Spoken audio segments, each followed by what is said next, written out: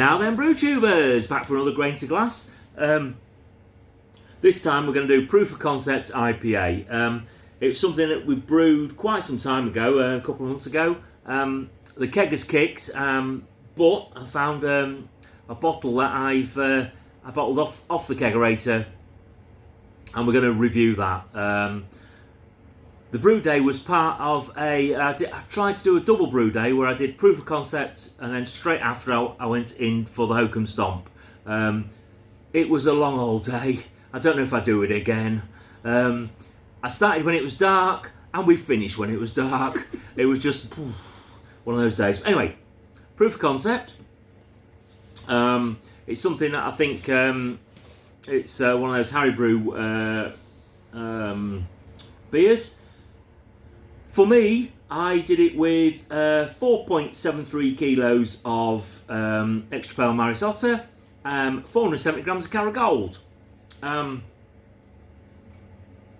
We did a 60-minute mash and at 65 degrees, and we did a 60-minute boil. The hops for this were it's quite a lot. So didn't do anything for the 60-minute edition. Our first editions were at 10 minutes, and at 10 minutes we did 19 grams of Simcoe for 12 IBUs. We did 13 grams of Columbus. We did, and then at 5 minutes we had 24 grams of Citra, 22 grams of Amarillo, 22 grams of Mosaic. The dry hopping on this, there was two dry hopping editions.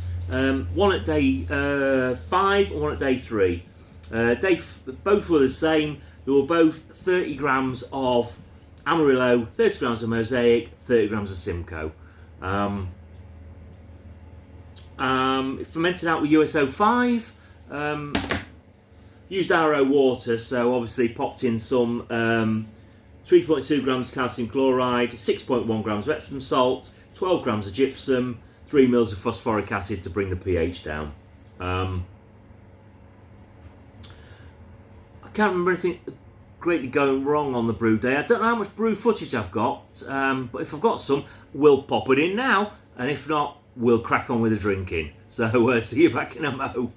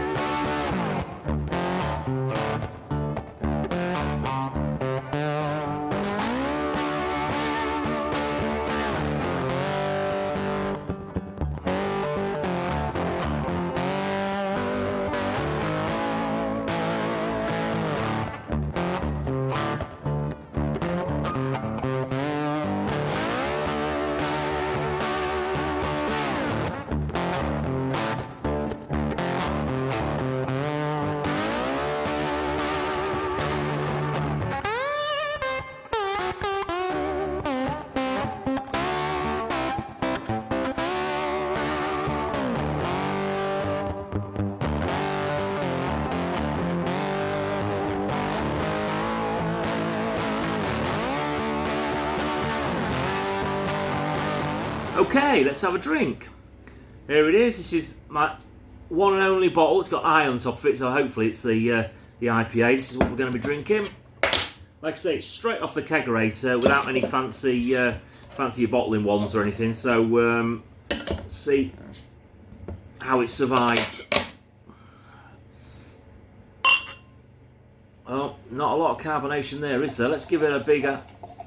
Let's pretend it's some sort of cider from Asturias or something. There we go. Whoop, whoop, whoop, whoop, whoop. Oh, we've got some. We have got some carbonation. Just me getting a bit concerned. Look at that. Right. Pleased to see it hasn't oxidised. That was my biggest concern. So we haven't got sort of a brown IPA. We've still got the that golden colour that we're expecting. On the nose, we're still getting, even after a couple of months, we're still getting some of that hop character coming through. Citrusy. Yeah, really nice. Lovely lady, give it a sniff. Quite impressed so far. After a couple of months, we've still got something. We are smelling it. We're not tasting it yet, are we, mate? No, no, just sniff. Just a sniff. Just a nose. I'm trying. Just like that. Okay. You getting anything? I got not. It's subtle. It isn't a massive. It's quite subtle. Yeah, exactly. A bit cold. Don't know, but anyway, let's go in for a taste.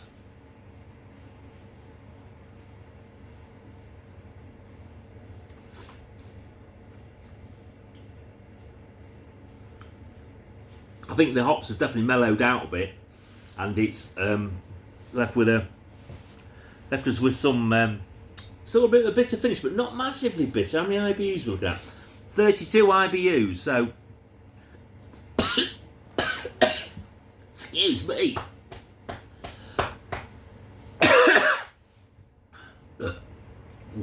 Whoa. 32 IBUs, so not as bitter. Well, it's definitely bitter than that one. Some of those West Coast. Yeah, we've already. This is our second one in today, so we started off with a bit more of a lighter note.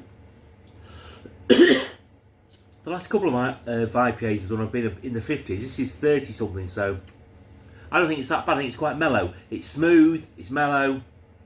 Yeah, you'd expect more nose on it than because yeah, it's got such a nice taste. Big taste. Yeah, well, that can die off because it's been in the.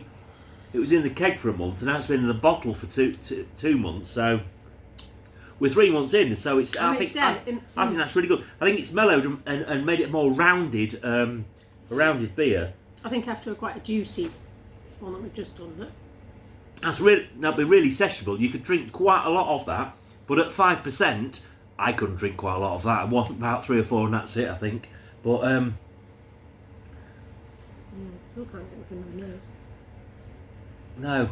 All in all, I think that's really nice. It's definitely a recipe to go for. Quite a lot of hops. 280 grams of hops in total. So, yeah, an investment in hops there. But I think I know at the time the keg kicked really quickly because it was really, really fruity, really juicy, lots of nose. But even a few months later, that's still really nice. Anyway, I think we've waffled long enough, to be honest with you. Would we brew it again? Yes, we would. It's the sort of style that we like. It's like a pale ale. It's a hoppy, and it's easy drinking. So there you go. Excuse me. If you like this video, as usual, you can like and subscribe somewhere down there. You can tick the bell if you want updates when I publish a new video. Okay then. So everybody keep safe and keep drinking beer. And we'll see you next time. Cheers.